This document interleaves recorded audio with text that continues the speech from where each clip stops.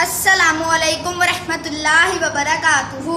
वालेकुमुस्सलाम वरहमतुल्लाहि वबरकातुहू। मेरा नाम मोहम्मद अली अकबर है। मैं जमात पंजम का तालिबे इल्म हूँ। हमारा आज का उन्वान है शायर मशरिक डॉक्टर अल्लामा मोहम्मद इकबाल की शायरी। खुदी को कर बुलंद इतना के हर तकदीर से पहले, खुदी को कर बुलंद इतना के हर तकदीर से पहले, खुदा बंदे से खुद पूछे बता तेरी रजा क्या है।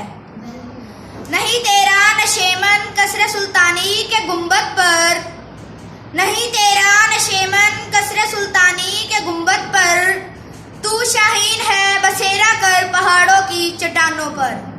अस्सलाम वालेकुम वरहमतुल्लाहि वबरकातुहू।